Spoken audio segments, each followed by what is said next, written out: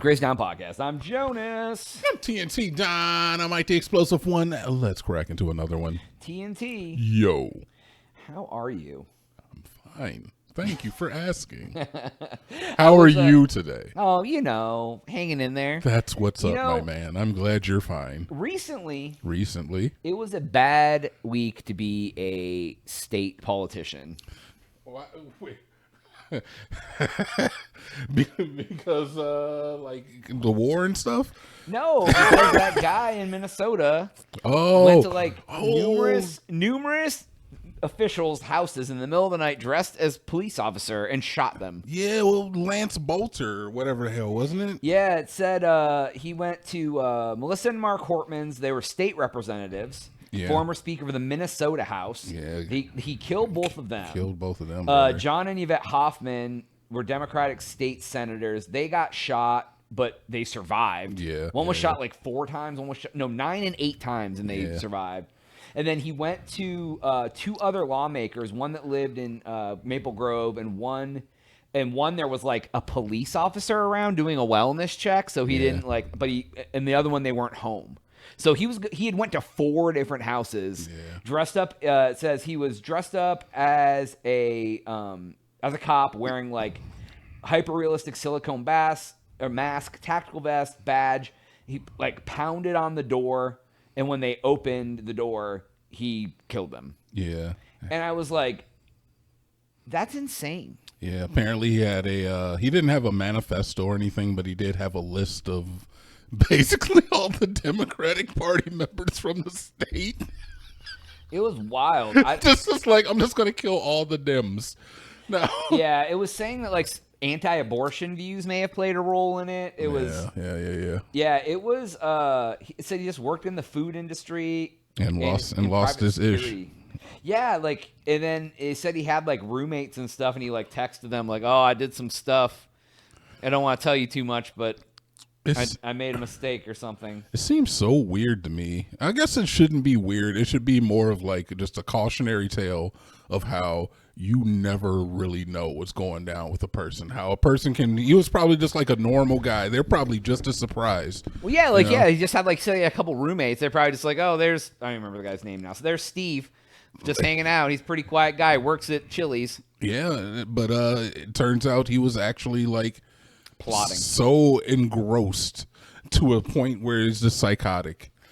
Yeah, man, it's so he was brought up on charges too. They already had like capital murder. They're gonna try to death penalty him. Oh yeah. But I mean, it's gonna take a long time because death penalty people stay on death row forever. But yeah, but I mean, it's pretty cut and dry here though. Like I don't see the court trial. I don't see the trial lasting very long. Homeboy's better to like plead guilty and hopefully plead that he don't get the death penalty. That's really the only thing he has. Yeah. But no, it's really crazy like that.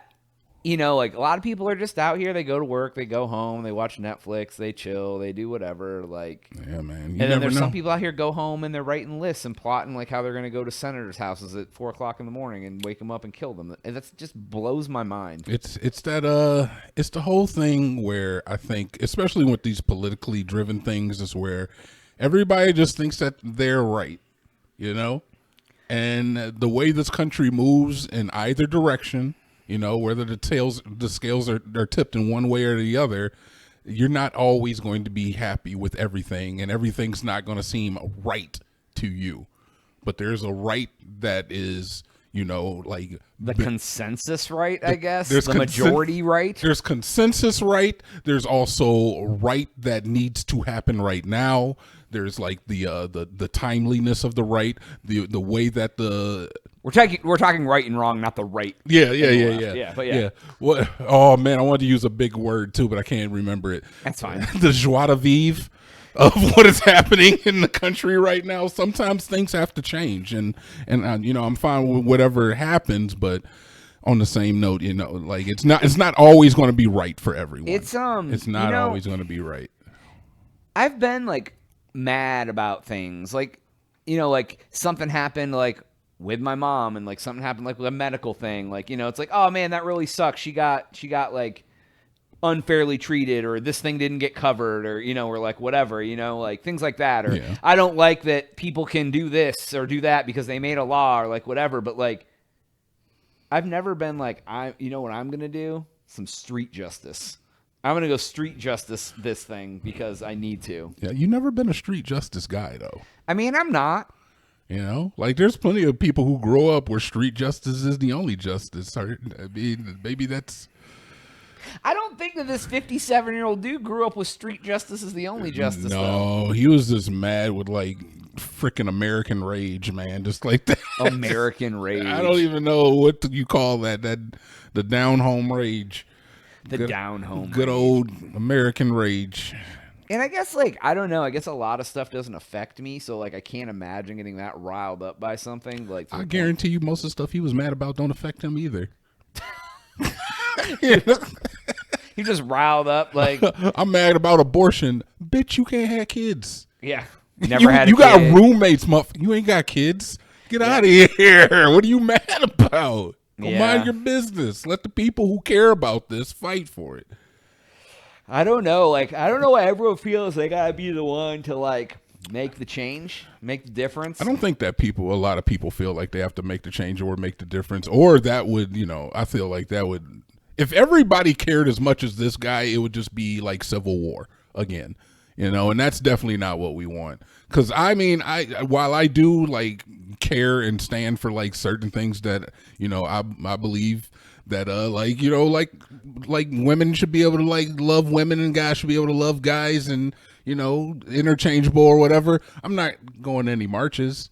I leave that shit to the people. And then if somebody asks me how you feel about that, brother, I can say I genuinely do not care. I genuinely do. I feel like that's the biggest compliment I can give to the LGBTQ community is that I don't care, bro. I've had conversations with gay guys in bars and like struck up friendships, but it don't mean I'm gonna marry you. Go out there and fight a dude because they don't believe in it. Yeah. Will I go to your wedding? Yeah. Who do I care, brother? Everybody's people, man. TNT 2025. Everybody's people. Yeah. Sounds like a Bob Marley song. Everybody people.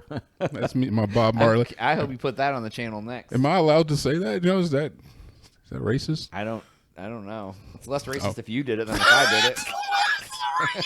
I don't know technically if it is or not. This is truly, Joe. You're truly a good guy, man. What do you? Because you could have been like, no, how is that racist? But you didn't because you realized that I'm not Jamaican.